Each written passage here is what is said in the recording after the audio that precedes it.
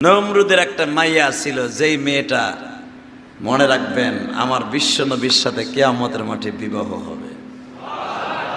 আমার নবীর সাথে 4টা মেয়ের বিয়ে হবে, 4টা মেয়ে। তার ভিতরে নমরুদের এই মেয়েটা বিয়ে হবে আমার নবীর সাথে। মা মারিয়াম, মা আসিয়া, 3 নাম্বার হলো নমরুদের এই মেয়েটা।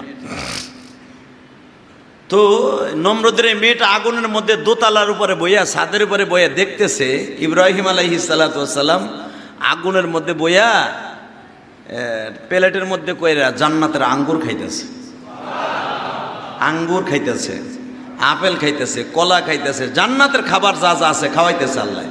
তো ওইটা দেখেই নমরুদের মেয়ে ওইখান থেকে কালেমা পড়ছে। জোরে কন, আরো জোরে। নমরুদের মেয়ে আব্বারে যে বলতেছে, যে মেয়েটার কথা কোরআনে আসছে, আব্বারে কানে কানে কয়, আব্বা গো, তুমি তো দুনিয়ার আগুন জ্বালায় ফেললা, কিন্তু আগুনের মালিক যিনি, ওনারে ওইটার ভিতরে বসে জান্নাতের বাগান বানায় দিয়েছে। ওয়াসালামুন আলা ইব্রাহিম, ইব্রাহিমের জন্য শান্তির একটা স্থান হয়ে গেছে আব্বা। তুমি জানো, এই কথা বলতে দেরি আছে, নমরুদের মেয়েকে নমরুদ মারতে মারতে মারতে মারতে ঘরে তালাবদ্ধ করে রেখে দিয়েছে। তুই দেখছর বললি কেন? ইব্রাহিম যে ওই আগুনের মধ্যে বইয়ে খাইতেছে, এটা তো আমিও দেখছি। নমরুদের মেয়ে বলতেছে, আব্বা জান, চোখের মধ্যে দেখতাছো, তারপরে ইব্রাহিম রে মারো, কিন্তু মনে রাখো গো বাবা, যার জন্য তুমি মারতাছো জেল কাটাইলা গো বাবা। যেই মালিক ইব্রাহিম রে আগুনের মধ্যে খাওয়াইতে পারে, ওই মালিক কিন্তু তোমারে পোল্ট্রি দিয়ে দুনিয়ার থেকে ধুলিস্যাৎ করে দিতে পারে।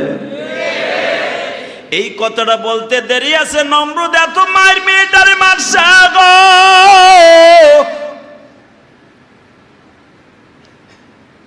আমি কি হবে এটা আমার পরের ব্যাপার, তুই কেন বলবি? আমার মেয়ে হয়ে বলবি। তোর বিচার আমি কারো হাতে দিব না, আমার নিজের হাতে করব। আপনারা জানেন, এই মেয়েটাকে হাত পায়ের মধ্যে পেড়াক লাগায়া, শিকল লাগায়া এত মায়ের গুলা মারছে গো বাবা। মারতে মারতে মেয়েটারে শহীদ করে দিছে। বোঝা গেল, ক্ষমতার জন্য নিজের মেয়েকেও মেরে ফেলতে চায়, নিজের মেয়েকেও মেরে ফেলে, কিন্তু বান্দা বুঝে না, আমি যারে মারতেছি আমিও একদিন তার কাছে চলে যাব। নিজের মেয়েকে শহীদ করে দিল আল্লাহর খলিল ইব্রাহিম।